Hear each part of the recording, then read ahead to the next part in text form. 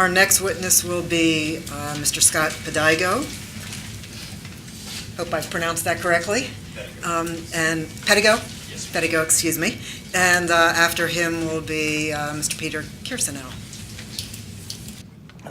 Madam Chairman, board members, my name is Scott Pedigo, and I'm the president of Local 304 of the Utility Workers Union of America from Shinston, West Virginia. I'm here today with my colleague, Rich Cossell. He has diverted all his time for me to speak. He is with our national organizers. Over the past 8 years, I've been involved in 3 organizing campaigns at my workplace for Allegheny Energy. I have witnessed firsthand the actions of an employer will take to prevent its employees from having a voice in their workplace. I'm here to offer testimony based upon personal experience for your consideration.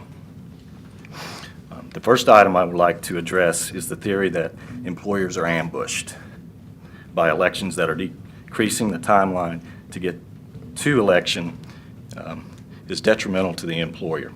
These are theories that have absolutely no basis in fact. During each of our 3 campaigns to become union, our employer was well aware that we were seeking representation long before an election was ever filed. Each campaign lasted a minimum of 6 months, and our last campaign took over a year to get the support needed to win an election. Our employer always knew within a matter of a few weeks that we were actively pursuing unionization. All of our campaigns were conducted in the light of day for months before filing for the election, and the company held many anti-union meetings leading up to the filing, some on days that were openly advertised meetings to inform the membership. There is no ambush of employers, excuse me. We support shortening the time frames for the pre-election hearing and the number of days to election day. By this point in all of our campaigns, the company used this time to ramp up their anti-union campaign, and even more mandatory meetings topped off with one-on-one or two-on-one browbeating sessions designed to intimidate employees from continuing their support for the drive. During our most recent campaign, the company knowing they were losing the war for our voice, they went as far as to target some committee members with false or overreaching discipline.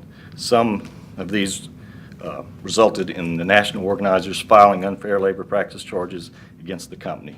The company's hope was that this would delay the election even further so they could try to make up the ground they had lost.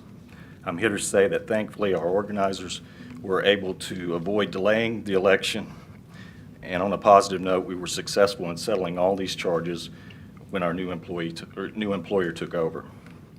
The company didn't quit with their campaign after we had won the right for representation. They targeted a strong supporter for retaliation, and despite their own written policy, overreached on discipline and terminated the employee.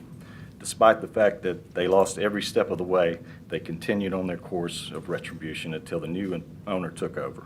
I'm happy to report this employee has returned to work and was made whole by the employer. Our employer used ratepayer money to fund a very aggressive anti-union campaign through the use of union-busting firms. This practice did not end with a loss in election. The employer continued their use between campaigns to try to prevent the solidarity necessary to win with the present reporting rules. With the present reporting rules, they are able to cleverly hide these costs without ever informing the ratepayers as to how much this service affected their bills. In our experience, it is our experience that the present rules too heavily benefit the employer. With the amount of time it takes to build the support to win representation, the employer has more than sufficient time to try and persuade the employees that they will take care of them. The additional time provided by the present rules greatly increases the employer's chance of success simply by working the system. I would like to close with thanking you for the time and consideration to present my observation of the rules based upon my experience. Thank you very much for being here with us. My colleagues have questions? Thank you. Thank you very much.